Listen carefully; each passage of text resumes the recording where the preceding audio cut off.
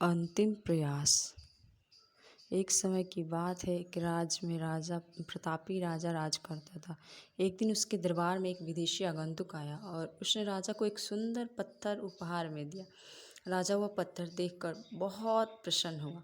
उसने उस पत्थर से भगवान विष्णु की प्रतिमा का निर्माण कर उसे राज्य के मंदिर में स्थापित करने का निर्णय लिया और प्रतिमा का निर्माण राज्य के महामंत्री को सौंप दिया।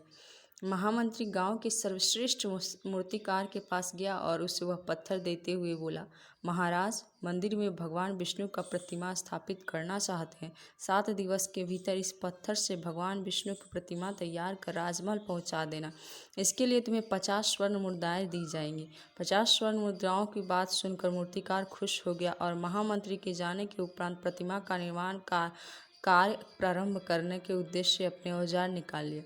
अपने औजार में से उसने एक हथौड़ा लिया और पत्थर तोड़ने के लिए उस पत्थर को हथौड़े से वार करने लगा, किंतु पत्थर जस का तस रहा। मूर्तिकार ने हथौड़े को कई बार पत्थर पर किए, किंतु पत्थर नहीं टूटा।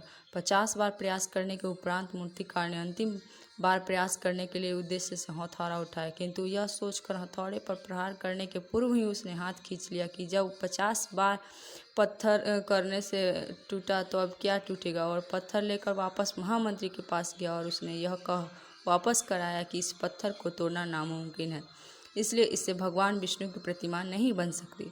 महामंत्री को राजा का आदेश हर स्थिति में पूर्ण करना था, इसलिए उसने भगवान विष्णु की प्रतिमा निर्मित करने का कार्य गांव के एक साधारण से मूर्तिकार को सौंप दिया। पत्थर लेकर मूर्तिकार ने महामंत्री के सामने ही उस पर हथौड़े से प्रहार किया और वह पत्थर एक ही बार में टूट गया। पत्थर टूटने के बाद मूर्तिकार प्रतिमा बनाने में जुट गया। इधर महामंत्री सोचने लगा कि काश पहले मूर्तिकार ने एक अंतिम प्रयास और किया होता